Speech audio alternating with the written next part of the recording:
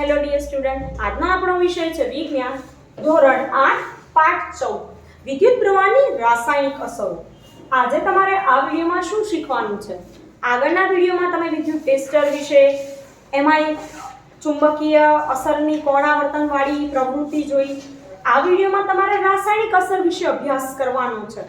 તમારે રાસાયણિક અસર એટલે શું, પ્રવૃત્તિ કરીએ તો એમાં શું અવલોકન જોવા મળે છે એના વિશે માહિતી મેળવવાની છે. તો તમને આગળના વિડિયોની થોડી વાત કરું. એમાં મેં તમને એલઈડી નું પૂરું નામ લખાવ્યું હતું. તો વર્ગમાં બેઠેલા વિદ્યાર્થી મિત્રો ચલો બોલો કે એલઈડી નું પૂરું નામ શું છે? આસિયાના light emitting diode. Light emitting diode. બરાબર. આમ તો યાદ તો રાખ્યું છે, તૈયારી કરતા રહેજો. પછી વિદ્યુત સુવાહક અને મંદવાહક વિશે લખાવ્યું હતું, ખબર છે ને તમને બધાને કે ભૂલી ગયા? કોષ્ટક લખાવ્યું છે બરાબર, કે કયો પદાર્થ પ્રવાહી વિદ્યુતનો સુવાહક અને કયો મંદ વાહક. એમાં આગળ આપણે જોઈએ, મેં તમને પ્રવૃત્તિ પણ કરાવી હતી. હવે આજે જોવાનું છે વિદ્યુત પ્રવાહની રાસાયણિક અસર. તો પાઠ્યપુસ્તક જોડે રાખજો, નોટબુક જોડે રાખજો, જેથી તમને માહિતી મળે. પ્રવૃત્તિ છે 14.6, એના વિશે સમજાઈશ. ધોરણ 6 માં આપણે વિદ્યુત પ્રવાહની થોડી અસરો વિશે શીખ્યા હતા. તો તમે ધોરણ 7 ની વાત છે. ધોરણ 7 માં પણ આ પાઠ આવી રીતે ભણવાનો આવતો હતો, વિદ્યુત પ્રવાહની રાસાયણિક અસર અને ચુંબકીય અસર વિશે. બરાબર. એમાં વિદ્યુત ઇસ્ત્રી, પછી ઇલેક્ટ્રિક હીટર, એ બધામાં અસરો જોવા મળતી. વિદ્યુત બલ્બ ગરમ જોવા મળતો, તે ચુંબકીય ઉષ્મીય અસર હતી વિદ્યુત પ્રવાહની. અને રસાયણોમાં જ્યારે ફેરફાર થતો હતો તે રાસાયણિક અસર હતી. તો પહેલા તો તમને મારે રાસાયણિક ફેરફાર એટલે શું એના વિશે સમજાવવું પડે, તો તમને ખબર પડે રાસાયણિક અસર જે થાય છે એ. તો વિદ્યાર્થી મિત્રો, રાસાયણિક ફેરફારની હું તમને વ્યાખ્યા લખાવું છું, તમે લખજો.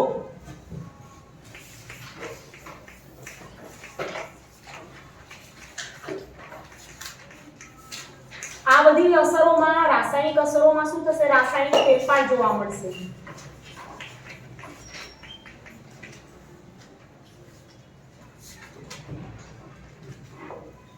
તો જે ફેરફારમાં રાસાયણિક પ્રક્રિયા થાય છે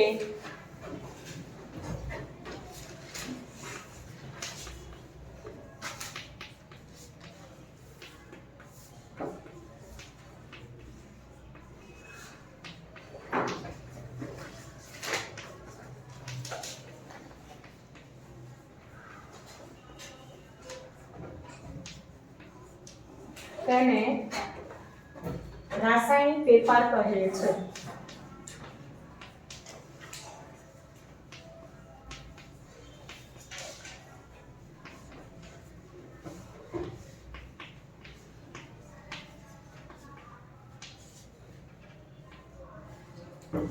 બરાબર. આ રાસાયણિક ફેરફારની વ્યાખ્યા, કે જે ફેરફારમાં રાસાયણિક પ્રક્રિયા થાય અથવા તો ક્રિયા થાય એને. હવે પ્રવૃત્તિ જોઈએ, કે બે નકામા સેલમાંથી સાવચેતીપૂર્વક કાર્બનના સળિયા બહાર કાઢો. તેમની ધાતુની કેપને કાચ પેપર વડે સાફ કરી તેના પર કોપરનો તાર વીંટાળો અને તેમને એક બેટરી સાથે જોડો. શું કરવાનું? કે કોપરનો તાર વીંટાળવાનો અને તેમને એક બેટરી સાથે જોડવાના છે. આમ બે સળિયાઓને આપણે ઇલેક્ટ્રોડ કહીએ છીએ. હવે એ જે બે સળિયા લીધા એને આપણે શું કહીશું? વિજ્ઞાનની ભાષામાં એને ઇલેક્ટ્રોડ્સ કહેવાય છે અને ગુજરાતીમાં એને ધ્રુવ પણ કહી શકાય. તો કાર્બનના સળિયાને સ્થાને તમે લગભગ 6 સેન્ટીમીટર લાંબી લોખંડની ખીલી પણ લઈ શકો. ઘરમાં કાર્બનના સળિયા ના હોય તો આપણે લોખંડની ખીલીથી આ પ્રયોગ કરી શકીએ છીએ. હવે જુઓ કે એક કાચ કે પ્લાસ્ટિકના ગ્લાસમાં 1 કપ જેટલું પાણી રેડો. પાણીને હજી વધારે વાહક બનાવવા તેમાં 1 ચમચી સામાન્ય મીઠું નાખો, કે લીંબુના રસના પણ ટીપા ઉમેરી શકો. જો મીઠું ના નાખવું હોય તો તમે શું કરો? લીંબુના રસના અંદર ટીપા નાખો. હવે આ દ્રાવણમાં ઇલેક્ટ્રોનને ડુબાડો. શું કરવાનું? તો દ્રાવણની અંદર ઇલેક્ટ્રોનને ડુબાડી દેવાનું. ધ્યાન રાખો કે કાર્બનના સળિયાની ધાતુની કેપ પાણીની બહાર રહે. આકૃતિ આપી છે પાઠ્યપુસ્તકમાં. તો એ સળિયાની ઉપરની જે કેપ વાળો ભાગ છે એ ક્યાં છે? દ્રાવણની ઉપર, અંદર નથી કિંજલ. બરાબર. તો હવે વાત કરીએ આગળ કે આ દ્રાવણમાં ઇલેક્ટ્રોનને ડુબાડો. હવે કેપ બહાર રહે એવું કીધું. 3 થી 4 મિનિટ રાહ જોવાની છે. બરાબર ત્વિષા? કેટલી મિનિટ રાહ જોવાની? 3 થી 4 મિનિટ. ઇલેક્ટ્રોડનું ધ્યાનથી અવલોકન કરો. શું તમને ઇલેક્ટ્રોડની પાસે કોઈ વાયુના પરપોટા જોઈ શકો છો? તો હા, ઇલેક્ટ્રોડ પાસે તમને શું જોવા મળશે? વાયુના પરપોટા. આપણે જાતે આવૃત કરી શકીએ. બે ખીલ્લી લેવાની, દ્રાવણ લેવા, કાચ કે પ્લાસ્ટિકનો ગ્લાસ લેવાનો અને એમાં આવું પાણી ભરી બે ખીલ્લીને છૂટા છૂટા બે તાર સાથે જોડી અને શું કરવાનું? બેટરી સાથે જોડવાની. નાની બેટરી આવે છે, ખબર છે? તો તમને શું જોવા મળશે ખબર છે? વાયુના પરપોટા જોવા મળશે. પણ પ્રવૃત્તિ કરતી વખતે તમારે સાવચેતી રાખવી ખૂબ જરૂરી છે. હવે જુઓ કે આપણે દ્રાવણ ઇલેક્ટ્રોનની પાસે કોઈ પરપોટા જોવા મળે છે તો હા, શું આપણે દ્રાવણમાં થતા ફેરફારને રાસાયણિક ફેરફાર કહી શકીએ છીએ? હા, આ ફેરફાર કેવો છે? રાસાયણિક ફેરફાર. તો રાસાયણિક ફેરફાર મેં તમને વ્યાખ્યા લખાઈ. તો શું થશે આમાં? અવલોકન આપણે શું લખીએ? દરેક પ્રવૃત્તિમાં અવલોકન લખવું ખૂબ જરૂરી છે, કારણ કે કોઈ પણ પ્રવૃત્તિ પ્રયોગ સ્વરૂપે પૂછાય તો તમને અવલોકન આવડવું જોઈએ. તો લખો, બંને ઇલેક્ટ્રોડ પર પરપોટા જોવા મળે છે.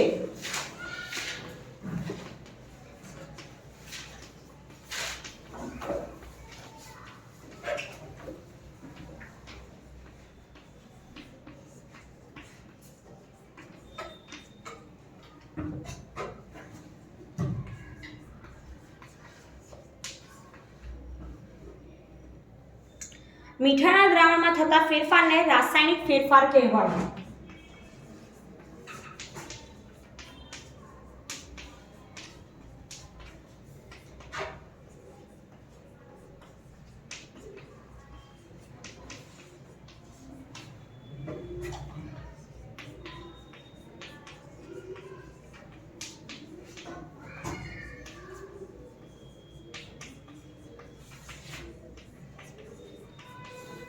હવે એના માટે હું સમીકરણ પણ તમને લખાવું. બરાબર છે?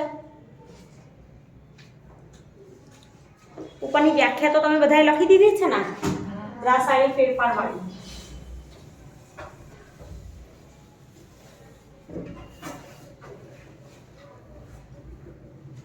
હવે આપણે નળનું પાણી કે મીઠાનું પાણી બેમાંથી જે લીધું હોય એ ચાલે, અથવા મીઠાનું પાણી.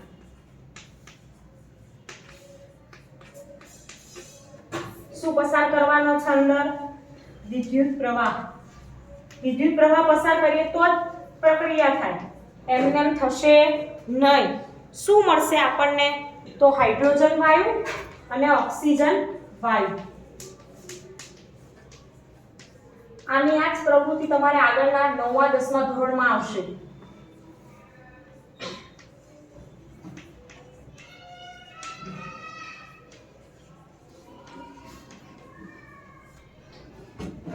હાઇડ્રોજન વાયુ અને ઓક્સિજન વાયુ. એટલે તમને પાણીમાં જે પરપોટા જોવા મળે છે ને એ શેના છે? આ બંને વાયુના છે, જ્યારે આપણે આ પ્રયોગ કરીશું ત્યારે. હવે જુઓ, અને આખો ફેરફાર અને આ પ્રક્રિયા આખી કેવી કહેવાય? રાસાયણિક.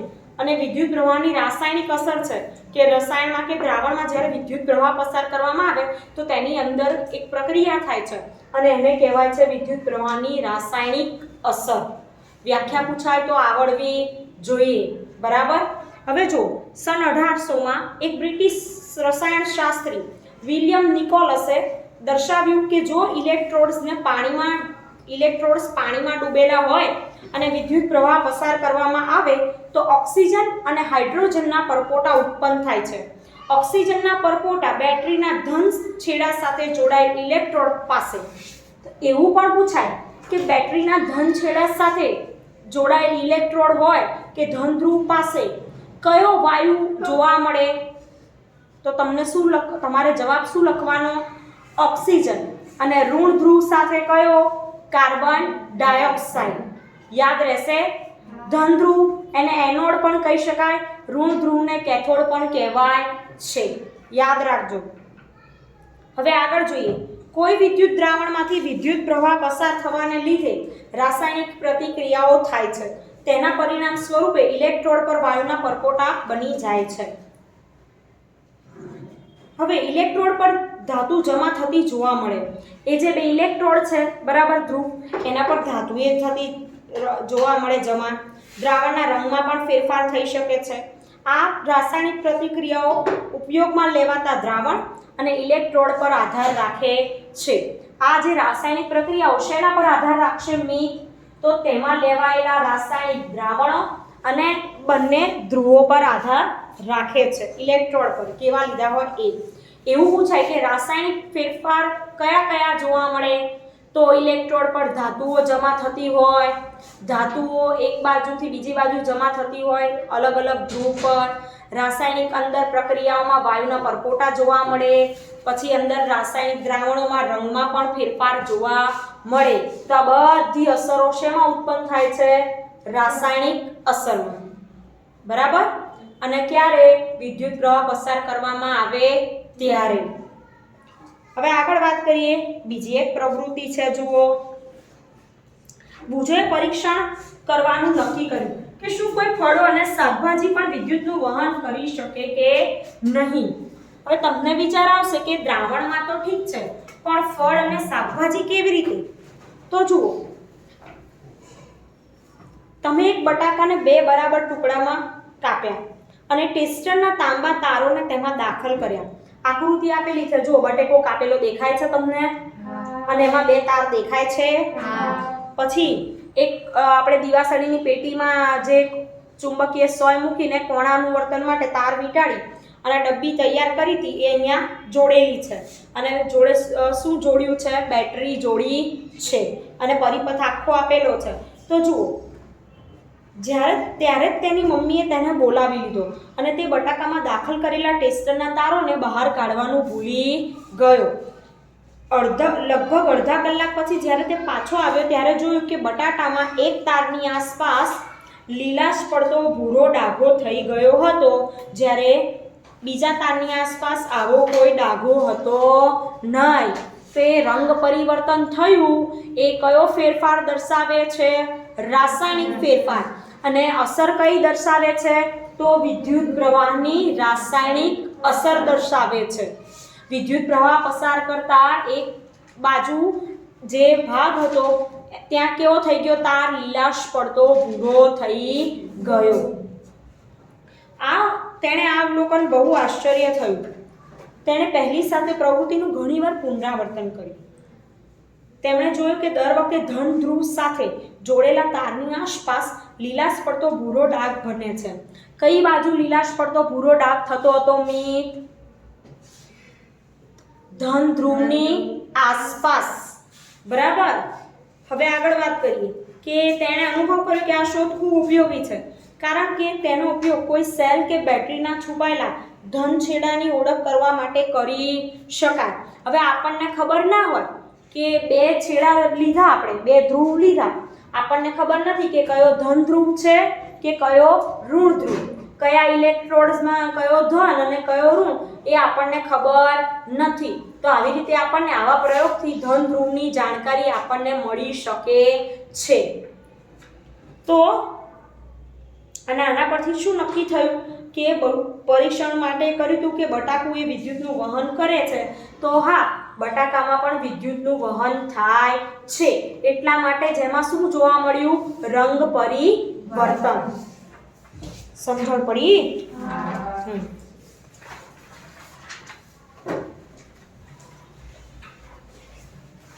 ફેરવો પેજ પાછળ. હવે જો બટાકામાં રાસાયણિક અસર ઉત્પન્ન થાય છે, પણ શેના કારણે થઈ? શું વિદ્યુત પ્રવાહ પસાર ના કર્યો હોત, બેટરી ના જોડી હોત ને તાર અડધો કલાક એમના એમ રાખ્યા હોત તો બટાકામાં રંગ પરિવર્તન થાત? ના થાત. પણ આપણે બટાકામાં શું કર્યું છે? જોડે વિદ્યુત પ્રવાહ પસાર થાય એના માટે બેટરી પણ જોડી હતી. એટલે હવે આ કોષ એક અત્યંત ઉત્તેજક શોધ હતી. આ જે શોધ હતી હકીકતમાં વિજ્ઞાનમાં ક્યારેક એવું પણ બને છે જ્યારે તમે કોઈ અન્ય શોધ કરતા હોય અને બીજી કોઈ શોધ થઈ જાય અને તે મહત્વપૂર્ણ હોય. હવે ઘણી બધી વિજ્ઞાનમાં શોધો થઈ છે, વિજ્ઞાન ને ટેકનોલોજી ખૂબ આગળ છે, તો સાયન્ટિસ્ટો શું કરતા હોય, દિવસ રાત મહેનત કરતા હોય પોતાની શોધ માટે. ઘણીવાર એવું થાય કે જે શોધ કરવાની હોય ને એ ના થાય અને બીજું નવું શોધાઈ જાય, બરાબર. અને એ દુનિયા માટે કેવી હોય, બહુ મહત્વની. જેમ કે આપણો કોરોના વાયરસ જ લઈ લો, તમને ખબર જ છે ને, તમે ન્યૂઝપેપરમાં બધે જોતા હશો કે એવું કહેવાય છે કે ચીનમાંથી આવ્યો છે, કે એમાં રાસાયણિક લેબમાં બધી પ્રક્રિયાઓ થતો હતો ને એમાંથી આ વાયરસ બની ગયો. એ ખાલી હજુ વાતો છે, પણ હવે સાચું ખોટું શું ખબર. તો એ પણ એક શોધનો જ ભાગ છે. તો આવું થાય અને અત્યારે આપણને શું પહોંચાડી રહ્યો છે, નુકસાન, બરાબર ને. દેશમાં હાહાકાર મચાવી રહ્યો છે. તો તમારે સેફટી રાખવાની, ઘરે બેઠા અભ્યાસ કરતા હોય તો પણ ધ્યાન રાખવાનું કે બહાર જવું નહીં, માસ્ક પહેરવું અને સાવચેતી રાખવાની. હવે આપણે આપણા ટોપિક તરફ પાછા ફરીએ, વિદ્યુત પ્રવાહની રાસાયણિક અસર. તો આટલે સુધી સમજ્યા? હા કે ના? હવે આપણે જોઈશું નવો ટોપિક, ઇલેક્ટ્રોપ્લેટિંગ એટલે શું.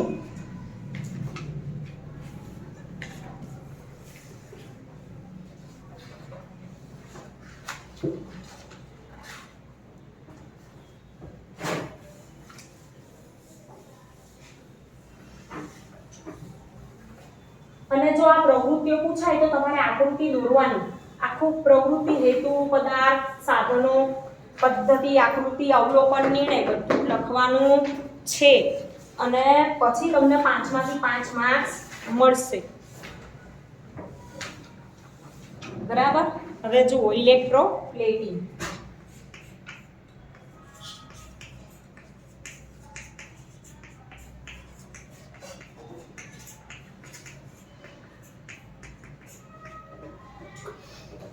તમે જાણો છો કે એકદમ નવી સાયકલના હેન્ડલ પર અને પૈડાની રીમ કેટલા ચમકતા હોય છે.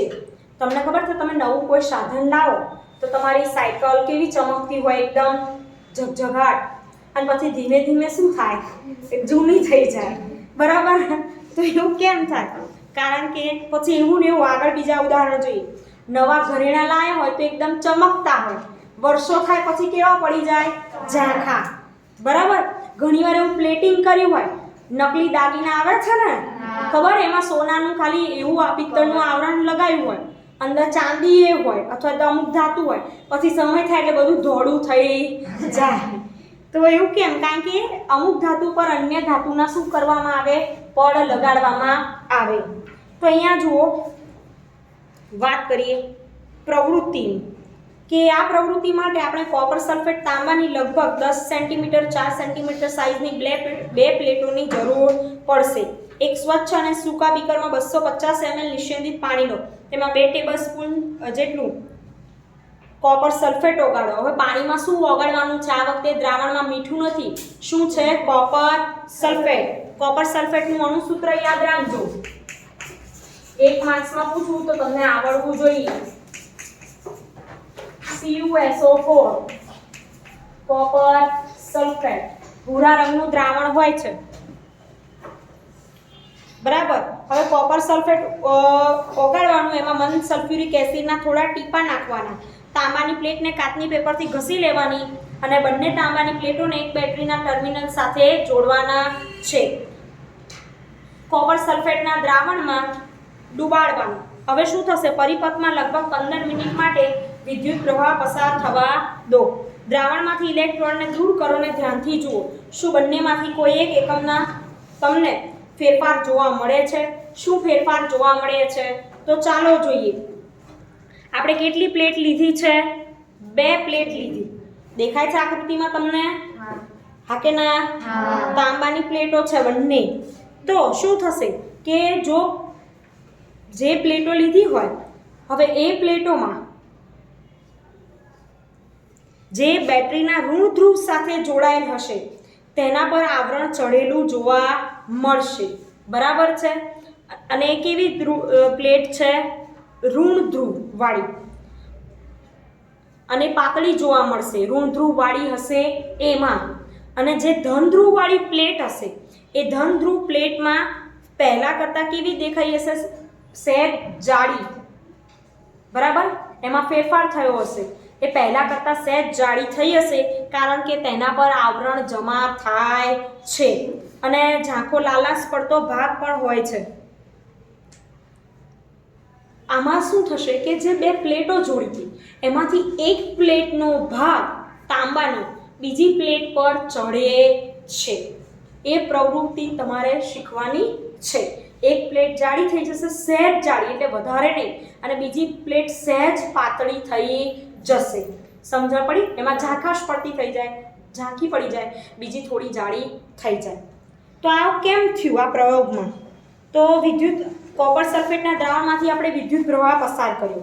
વિદ્યુત પ્રવાહ પસાર થતાં શું થયું કે મુક્ત થતું તાંબુ છે બેટરીના ઋણ છેડા સાથે જોડેલા ઇલેક્ટ્રોડ તરફ આકર્ષાય અને તેના પર જમા થાય છે. હવે દ્રાવણમાં તાંબાની ખોટ ઉત્પન્ન થાય તો એ શું કરે? તો પ્લેટમાંથી તાંબુ લે છે. બીજા ઇલેક્ટ્રોડ પર જે તાંબાની પ્લેટનું બનેલું છે તેમાંથી સમાન માત્રાનું કોપર દ્રાવણમાં ઓગળી જાય.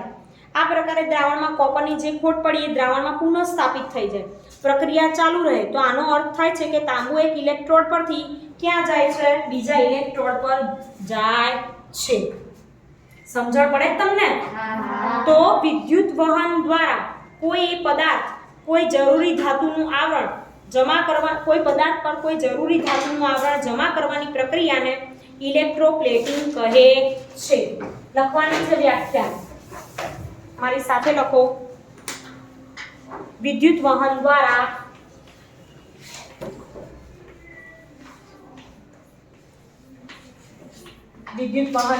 બારી બંધ રાખી ઘરમાં કોઈ પદાર્થ પર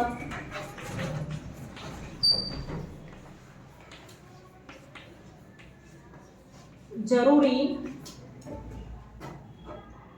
ધાતુનું આવરણ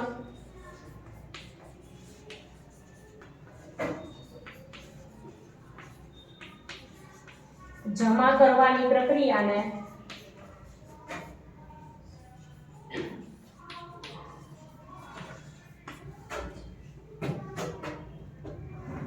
ઇલેક્ટ્રોપ્લેટિંગ કહે છે.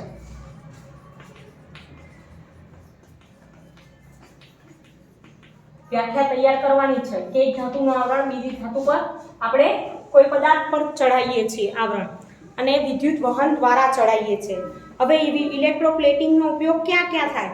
તો તમને ખબર છે કારના અમુક ભાગો, બાથરૂમના નળ, રસોડાના ગેસના બર્નર, સાયકલના હેન્ડલ, પૈડાની રીમ, આ બધી જગ્યાએ તમે પ્લેટિંગ આવું જોવો છો. પછી જો ક્રોમિયમ ચળકતો દેખાવ ધરાવે, તેને કાટ લાગતો નથી, તે ઉજાડાને અવરોધે છે. ક્રોમિયમ મોંઘું હોય છે. કોઈ આખી વસ્તુને ક્રોમિયમમાંથી બનાવવાનું આર્થિક રીતે યોગ્ય હોતું નથી. બરાબર છે? તો એના માટે શું કરવામાં આવે? જ્યારે એવું થાય કે કોઈ ધાતુ વધારે પડતી ખવાતી હોય, તમે સ્ટીમરો જોયા હશે તો સ્ટીમરોમાં શું થાય કે એ લોખંડના બનેલા હોય, નીચે ઘસાઈ જતું હોય તો એમાં મેગ્નેશિયમની ને જસતની શું કરવામાં આવે? પ્લેટો લગાવવામાં આવે, જેને થોડાક વર્ષો બાદ કાઢી દેવામાં આવે. પણ એટલું બધું જે ખવાણ થાય લોખંડનું એ થતું નથી. તો એ પણ શું છે? એક પ્રકારનું ઇલેક્ટ્રોપ્લેટિંગ જ કહેવાય. પછી સોના ચાંદીની વાત કરીએ આપણે કે ક્રોમિયમનું આવરણ ચડાવવામાં આવે. સસ્તી ધાતુઓ પર ચાંદી અને સોનાનું ઇલેક્ટ્રોપ્લેટિંગ કરવામાં આવે છે. આભૂષણો દેખાવમાં સોના ચાંદીના બનેલા હોય, પણ હોય કેવા? ઘણા સસ્તા.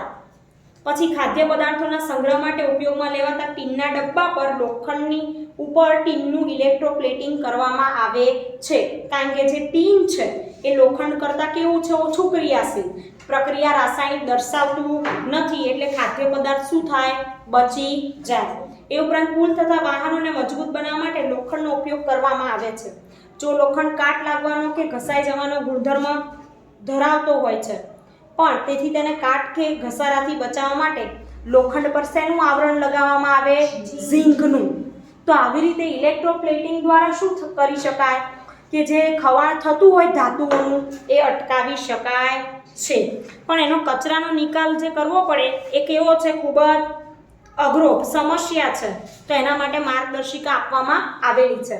આ વિડીયોમાં આપણે વિદ્યુત પ્રવાહની રાસાયણિક અસર અને ઇલેક્ટ્રોપ્લેટિંગ વિશે અભ્યાસ કર્યો. તો તમે વ્યાખ્યા તૈયાર કરજો અને બધા મુદ્દા તૈયાર કરજો. પાઠ્યપુસ્તકમાંથી પાઠનું વાંચન કરતા રહેજો. Thank you.